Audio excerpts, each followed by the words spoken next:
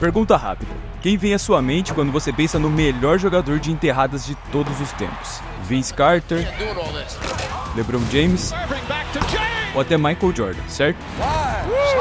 Bom, não importa em quem você pensou, provavelmente não foi o terceiro jogador mais baixo da história da NBA, Spud Webb. Mas aqui está a questão. Apesar de ter apenas 1,68 de altura, ele se tornou conhecido por sua habilidade insana de enterrar.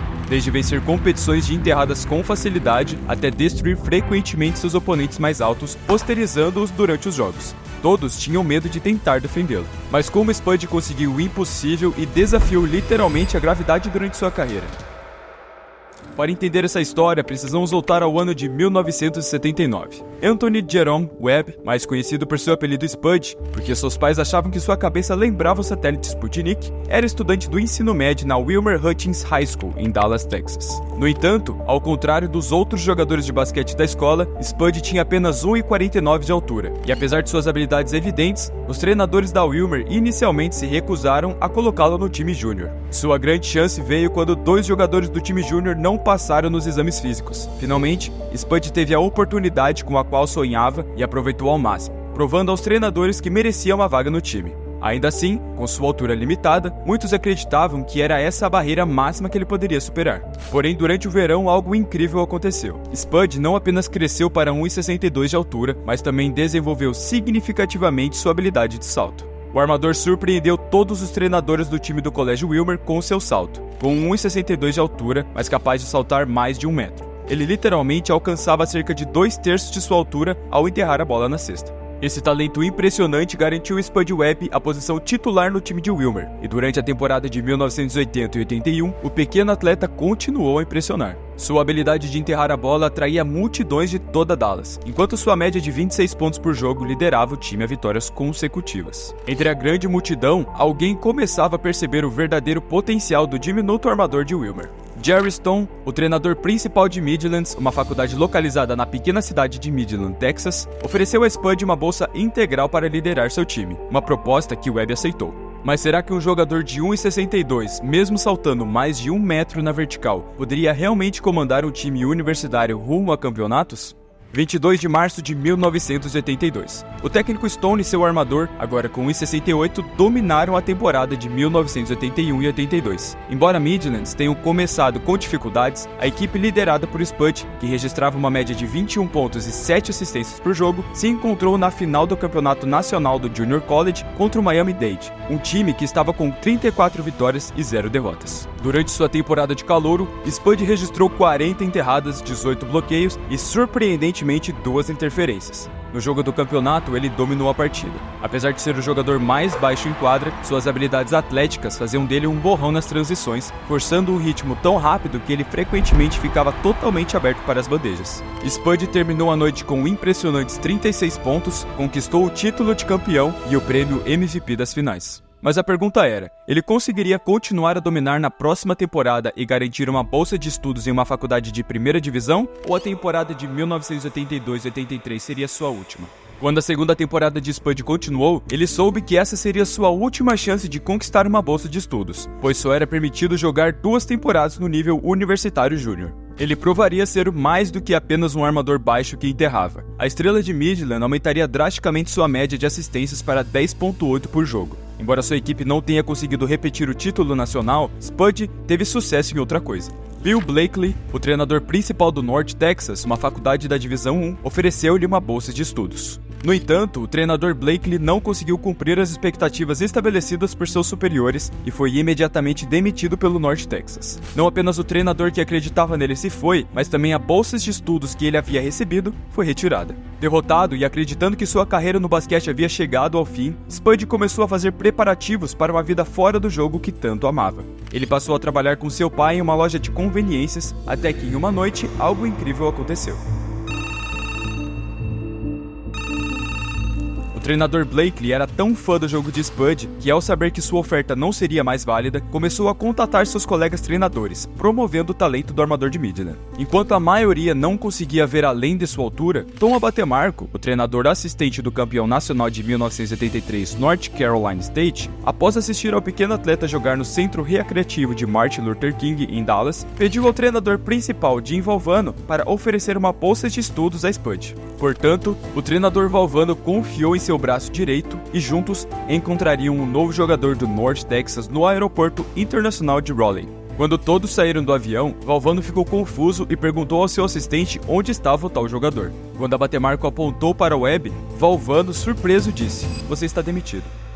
Mas depois que Valvano viu o que Spud realmente poderia fazer na quadra, Webb recebeu uma bolsa de estudo integral na primeira divisão. No entanto, embora ele tenha dominado tanto no ensino médio quanto ao nível júnior, sua altura ainda seria um fator limitante contra jogadores da primeira divisão. Webb começaria a mostrar seu verdadeiro potencial. Sua velocidade pura, combinada com sua habilidade de salto, tornava quase impossível para os defensores acompanhá-lo. Além disso, depois que o pequeno armador provou ser capaz de enterrar não apenas nos treinos, mas também nos jogos, a maioria de seus defensores simplesmente se afastava quando ele estava perto da cesta, temendo ser posterizado por um jogador tão baixo. Nos 33 jogos que a ex-estrela de Midland disputou, 31 dos quais ele começou, Spud teve uma média de 9,8 pontos, 1,9 roubos de bola e liderou impressionantemente toda a conferência ACC em assistências, com 6 por jogo. No entanto, após perder vários jogadores importantes em sua corrida pelo campeonato, North Carolina State acabou falhando em se qualificar para defender seu título nacional. Mas havia um ponto positivo: Spud Webb estava a 1 ano de realizar seu verdadeiro sonho, a NBA. Agora, tudo o que ele precisava fazer era mostrar que poderia liderar seu time rumo ao campeonato NCAA. 27 de dezembro de 1984. Rutgers havia feito uma corrida de 11-3, diminuindo a diferença e se aproximando de uma possível surpresa contra o North Carolina State. Spud Webb, com seu desempenho de 12 pontos por jogo, sabia que, como líder de seu time, precisaria acalmar seus companheiros e orientar o time na direção correta. Com isso, ele controlou a bola para gerenciar o tempo e, quando teve a oportunidade de fazer lances livres após ser derrubado, sua forma impecável garantiu ao North Carolina State uma vantagem crucial de 9 pontos. E na posse seguinte, isso aconteceu. 40 seconds. Oh, almost, yes it was. Here's Webb. He stuffed the ball. Webb stuffed it. A Universidade Estadual da Carolina do Norte escapou de um jogo tenso com a vitória. E essa sequência de triunfos continuaria, pois em seu último ano, Spud Webb teve médias impressionantes de 11,1 pontos, 5,3 assistências e 2 roubos de bola por jogo. Agora, com a vaga garantida, Spud Webb estabeleceu uma nova meta: conquistar outro título universitário. Antes de continuar com o vídeo, eu quero te falar que se você ainda não entrou no nosso grupo do Telegram, você é maluco, cara. Aqui a gente tem notícias diárias da NBA, muita resenha e tudo mais que você precisa saber para ficar por dentro do mundo do basquete. E tem mais, assim que a gente chegar na marca de 1000 membros, nós vamos realizar sorteios mensais. Então não perde tempo, o link tá na descrição e no comentário fixado. À medida que o campeonato da NCAA avançava, North Carolina State derrotou Nevada na primeira rodada e superou o TEP na segunda. Um jogo em que Spud não só realizou uma enterrada em um contra-ataque rápido, mas também marcou 29 pontos e levou sua equipe à vitória sobre o Alabama nas oitavas de final.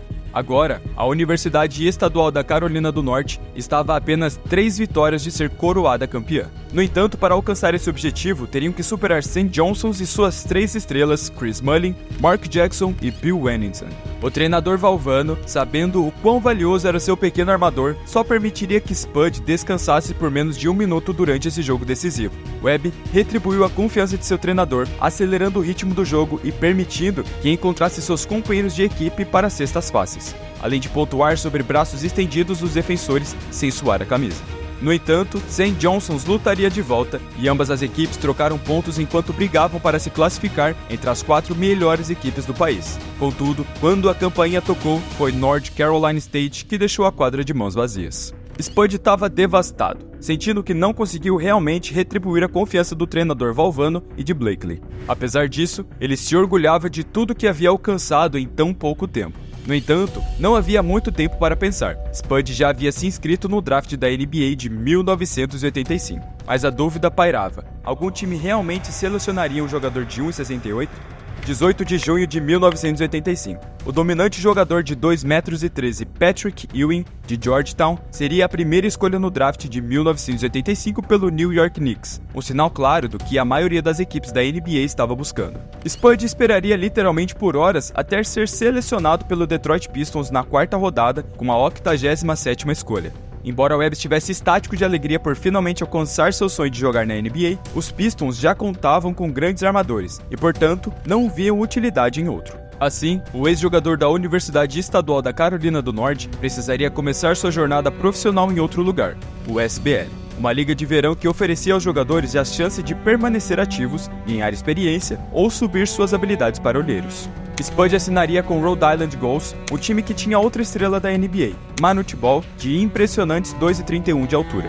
Porém, à medida que a temporada de 85 da USBL avançava, uma coisa ficou clara: Spud Webb era bom demais para as ligas menores. A NBA estava pronta para ele. No entanto, Detroit, sabendo que não precisava de um armador pequeno, cortaria Webb de seu elenco durante a pré-temporada. Mas outra franquia da NBA estava interessada nos serviços de Spud. Mike Fratello, um ex-jogador de basquete de Nova Jersey, estava acompanhando de perto a carreira de Webb. Como treinador principal do Atlanta Hawks, Fratello traria o ex-jogador do Detroit Pistons para o teste apenas um dia depois de ele ter sido dispensado pelos Pistons. Seu novo treinador fez com que ele pegasse um voo direto para Atlanta. Durante seu primeiro jogo da pré-temporada como jogador da NBA, Mike lhe daria alguns conselhos. Don't worry about anything. No plays, don't worry. When you get the ball, I just want you to go as fast as you can from one end of the court to the other end of the court. Either get a shot or create a shot for somebody else. Enquanto os preparativos para a temporada de 1985 e 86 continuavam, Spud Webb teve médias de 9,6 pontos, 6,6 assistências e ainda conseguiu acumular 9 roubos de bola em um jogo antes de sofrer uma pequena lesão. Enquanto alguns membros da organização dos Atlanta Hawks cogitavam cortar Spud, temendo que sua altura fosse um fator limitante, o astro de Atlanta Dominique Wilkins, vencedor do concurso de enterradas de 1985, insistiu para que a franquia mantivesse o pequeno armador. Impressionados não apenas pelo desempenho de Webb em quadra, mas também por seu comportamento positivo e humilde, os Hawks assinaram oficialmente com Spud em 23 de outubro de 1985. E essa não seria a única oportunidade que Spud aproveitaria, pois o armador titular Doc Rivers sofreu uma lesão, o que significava que Spud Webb agora começaria sua primeira partida da temporada regular como titular. O agora atleta da NBA não apenas jogaria seus primeiros minutos na liga, mas também registraria seus primeiros pontos e assistências. Além disso, Spud quebraria um recorde ao se tornar oficialmente o jogador mais baixo na história da NBA.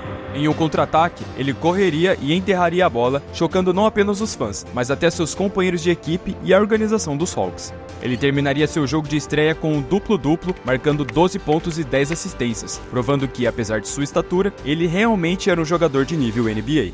À medida que a temporada de 1985 e 86 avançava, Spud continuava a surpreender multidões, não só com sua habilidade impressionante de salto, mas também com sua velocidade extremamente rápida, que o permitia passar por qualquer defensor. Se Atlanta conseguisse um contra-ataque, seu pequeno armador estava marcando ou criando oportunidades para seus companheiros com passes decisivos. E isso não foi tudo. Após aplicar o drible desconcertante no armador de Detroit Pistons, Isaiah Thomas, Spud registrou médias de 5,8 pontos, 2,1 assistências e 1,1 roubo de bola em apenas 12 minutos por jogo vindo do banco. A 87ª escolha no draft foi convidada para o All-Star. Embora não estivesse jogando no Jogo das Estrelas, sua habilidade de salto lhe garantiu um convite para o concurso de enterradas. O convite foi especialmente atraente, já que o evento seria realizado em sua cidade natal, uma oferta que Spud não poderia recusar. Essa decisão mudaria sua vida para sempre.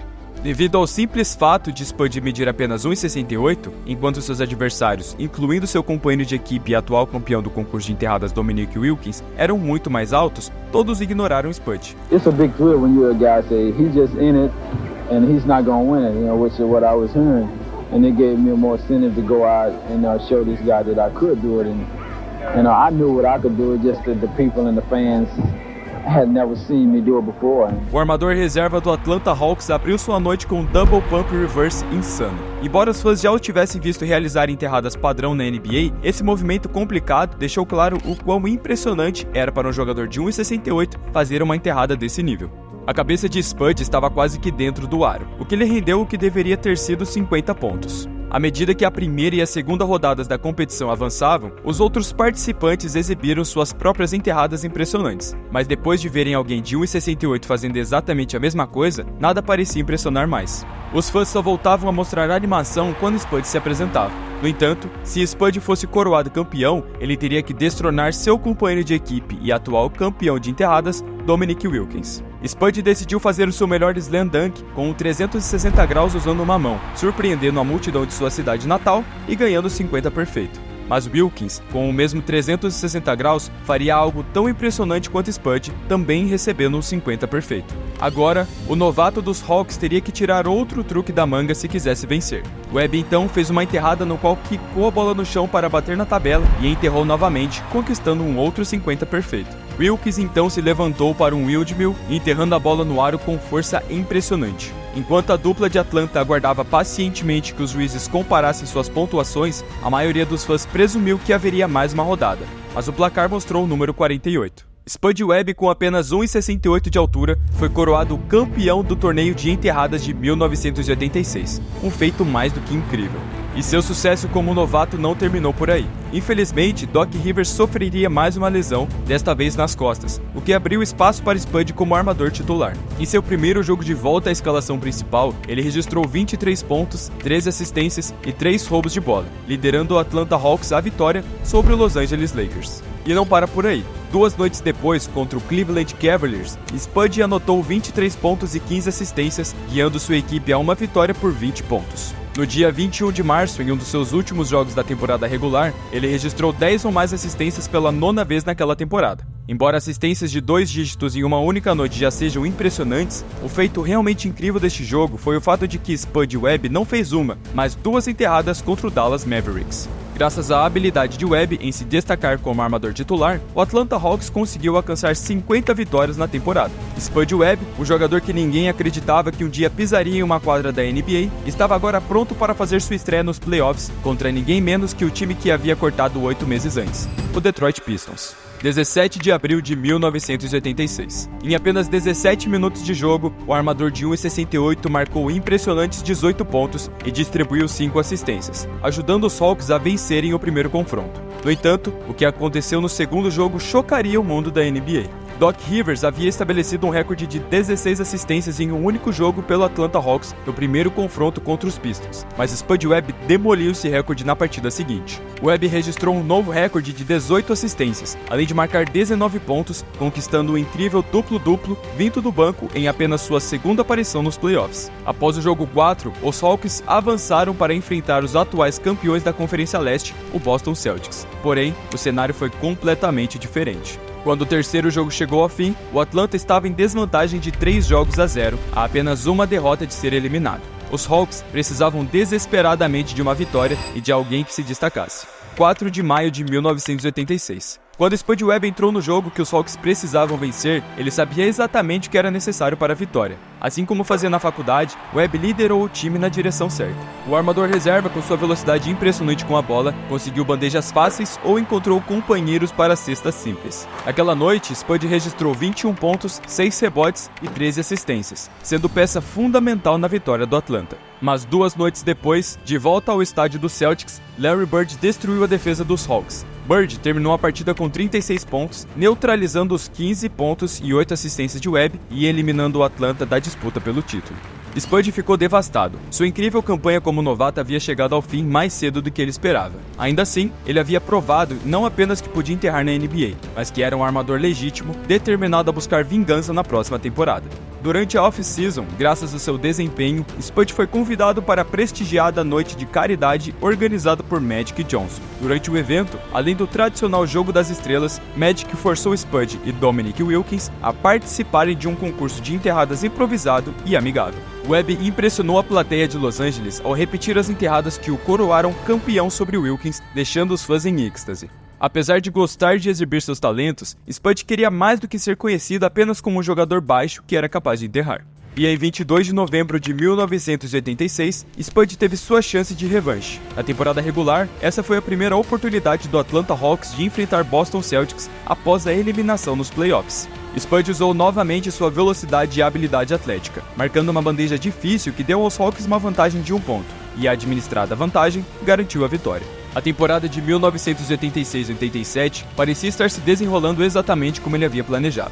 No entanto, em 5 de dezembro de 1986, tudo mudou. Durante o jogo da temporada regular contra o Indiana Pacers, Spud sofreu uma distensão no tendão da coxa, uma lesão que o afastou das quadras por 3 meses consecutivos. A ex-estrela de Midland finalmente retornou em março de 1987 e continuou a impressionar os fãs com suas enterradas espetaculares, mas ele já não era o mesmo jogador do seu ano de estreia. Quando a campanha do Atlanta Hawks terminou de forma precoce na segunda rodada dos playoffs contra os Pistons, as médias de Spud haviam despencado para apenas 3.9 pontos e 4.8 assistências em 15 minutos por jogo. Parecia que sua brilhante temporada de estreia na NBA talvez tivesse sido apenas um acaso. Mais uma vez, Spud se viu diante do desafio de provar seu valor, algo que ele já parecia ter feito pela 100ª vez. 15 de maio de 1988. Os Hawks mais uma vez estavam perdendo por 2-0 contra o Boston Celtics na segunda rodada dos playoffs. Para piorar, logo no início do jogo decisivo, Doc Rivers machucou o dedo do pé, deixando as esperanças de Atlanta nas mãos do Spud Webb.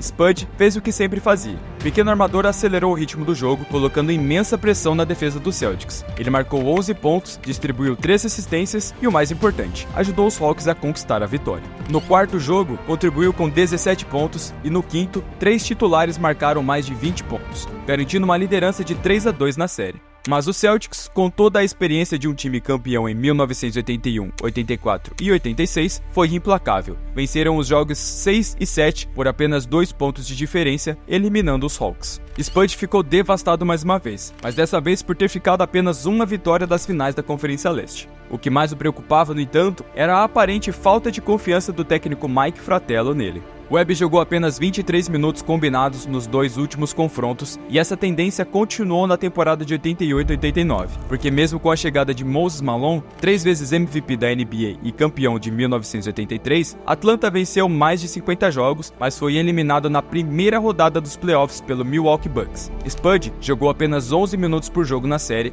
com uma média de 1.6 pontos por partida. O único ponto positivo para Spud naquela temporada foi sua participação no concurso de enterradas, mas ele ficou apenas em terceiro lugar. Cada vez mais ele começava a acreditar que seu tempo da NBA estava chegando ao fim, a menos que algo drástico acontecesse. 25 de dezembro de 1989, Doc Rivers deu ao seu reserva talvez o melhor presente de Natal que ele poderia ter pedido: uma lesão. Os problemas nas costas de Rivers pioraram novamente, o que significava que Spud Webb finalmente teria outra chance de ser o armador titular de Atlanta. E quando a noite especial de Natal chegou ao fim, Spud aproveitou bem a oportunidade que lhe foi apresentada, encerrando o confronto com 26 pontos, 6 rebotes e 12 assistências, levando os Hawks a uma vitória por 11 pontos. E não foi apenas nessa noite que Spud teve sucesso. Nos 37 jogos em que Rivers esteve ausente na escalação de Atlanta, seu substituto teve médias de 10.8 pontos, 6.8 assistências e 1.2 roubos de bola por partida. Entre esses momentos, destaca-se uma de suas enterradas mais memoráveis sobre Tyrone Hill, de 2,6 metros de altura. Mais uma vez, Spud provou que com uma chance ele poderia ser o jogador legítimo da NBA. No entanto, apesar de sua contribuição, o recorde de Atlanta caiu para 41-41, uma campanha que os deixou fora dos playoffs. E isso não foi tudo. Após o fracasso na temporada, o técnico Mike Fratello, o homem que deu a Spud a chance de realizar seu maior sonho, foi demitido. Spud ficou devastado por perder uma das pessoas que mais acreditou em seu potencial. O novo técnico do Atlanta, Bob Wise, faria uma mudança drástica. O campeão de enterradas de 1986 se tornou titular absoluto na temporada de 1990-91. Webb agora tinha uma média de 29.3 minutos por jogo, o que lhe permitiu alcançar recordes pessoais de pontuação, incluindo 30 pontos contra o Chicago Bulls e algumas noites depois, 32 contra o Denver Nuggets. Além de suas explosões de pontuação, Spud acumulou 6 jogos com pelo menos 10 assistências, destacando-se uma noite de 24 pontos e 14 assistências contra o Seattle Supersonics. Graças ao desempenho dominante do agora experiente armador de 27 anos, Atlanta conseguiu voltar aos playoffs. Spud estava pronto para enfrentar mais uma vez o time que não acreditava que ele fosse um atleta de nível NBA. Durante a série, o armador titular não apenas mostrou seu atletismo incrível, mas também outra habilidade impressionante. Sua impulsão vertical, que o permitia enterrar contra qualquer adversário, também o ajudava a arremessar com facilidade sobre defensores mais altos. Em 5 jogos contra Detroit, Webb teve média de 13 pontos com 43% de aproveitamento dos arremessos, além de 4.8 assistências e 1.4 roubos de bola por partida. No entanto, os Pistons, famintos para se tornarem o primeiro time a vencer 3 campeonatos consecutivos desde os Celtics de 1966, derrotaram Atlanta por 3-2. Mais uma vez, Spud ficou arrasado. Sob o comando do técnico Wise, o subestimado armador havia provado ao mundo da NBA que era capaz de ser um titular legítimo. Ele mostrou que não era apenas um jogador baixo que sabia enterrar, e estava pronto para liderar os Hawks na busca por um título. No entanto, o gerente-geral de Atlanta, Pete Babcock, surpreendentemente trocou Doc Rivers e Spud Webb antes do início da temporada de 1991 e 92. Rivers foi enviado para o Los Angeles Clippers e Webb transferido para o Sacramento Kings. O agora ex-Hawk ficou arrasado e chateado por nunca ter tido a chance de retribuir a franquia pelo risco incrível que correram ao contratar um jogador de 1,68. Mas sua nova atuação em Sacramento significava que ele não teria mais que lutar por uma vaga de titular. Os Kings haviam contratado para levá-los a novos patamares. 1º de novembro de 1991, na primeira noite de Spud vestindo roxo e preto. Ele impressionou os fãs do Sacramento e provou que o gerente-geral dos Kings foi um gênio. Webb marcou 27 pontos, recorde da equipe, enquanto também distribuiu 8 assistências e pegou 6 rebotes. Mas isso foi apenas o começo. Na sua segunda temporada como titular, Spud teve recordes de carreira em quase todas as categorias. O ex-Hawk registrou médias de 16 pontos, 7.1 assistências e 1.6 roubos de bola por jogo. No entanto, a campanha de Sacramento na temporada de 1991-92 pode ser resumida com o seu segundo jogo, quando o Golden State Warriors destruiu o Sacramento Kings por vergonhosos 62 pontos. Devido ao desempenho desastroso naquele ano, o técnico Dick Motta foi demitido após apenas 25 jogos e Rex Hills foi contratado para substituí-lo. Enquanto os Kings esperavam que essas mudanças de treinadores consertassem seu começo lamentável, Sacramento terminou a temporada com o terrível recorde de 29-53. Como resultado desse desempenho, o gerente-geral de Sacramento, Jerry Reynolds, demitiu novamente o treinador principal e contratou Gary St. Jean para a temporada de 1992 e 93. E embora Spud continuasse jogando muito, os Kings ainda eram péssimos. As movimentações feitas por Reynolds não surtiram efeito e os Kings terminaram a temporada com uma campanha ainda pior, 25 vitórias. Ficou claro para Spud que por mais que ele se esforçasse, nunca seria o suficiente para salvar aquela franquia fracassada. Quando a temporada regular de 1993-94 chegou ao fim, apesar de seu armador titular ter registrado 12 noites com 10 ou mais assistências e 2 jogos de 32 pontos contra o Phoenix Suns e Los Angeles Lakers, os Kings ainda estavam longe dos playoffs. Eles melhoraram ligeiramente com 28 vitórias, mas ainda era um time sem perspectivas. Sacramento percebeu que precisavam de mudanças para reverter a situação e começaram a flertar com a ideia de negociar Spud com o Orlando Magic. Embora esse acordo nunca tenha se concretizado, Webb começou a entender que seu tempo com o Kings estava chegando ao fim. Assim que a temporada de 1994 e 95 terminou, os números de Spud caíram fortemente e os Kings fizeram uma jogada. Spud Webb foi negociado de volta para onde sua carreira na NBA começou. No entanto, apesar de retornar ao que parecia ser seu lar, o declínio de Webb continuou. Aos 32 anos, a velocidade, a agilidade e a capacidade de salto nas quais ele se baseava para dominar estavam desaparecendo. Agora, sem conseguir mais criar para os outros com seu ritmo, Atlanta não viu mais utilidade para o seu antigo armador. Assim, o ex-campeão do concurso de enterradas foi negociado para o Minnesota Timberwolves. Nos Wolves, Webb começou 21 de seus 26 jogos, mas suas médias de 9.4 pontos, 5.9 assistências e 1 roubo por jogo não foram suficientes para garantir outro contrato para a temporada de 1996-97. Sem uma nova chance na NBA, Spud decidiu levar seus talentos para o exterior e jogou uma temporada na Itália pelo Mesh Verona antes de retornar à América para se aposentar. No entanto, um dia de fevereiro de 1998, seu telefone toca.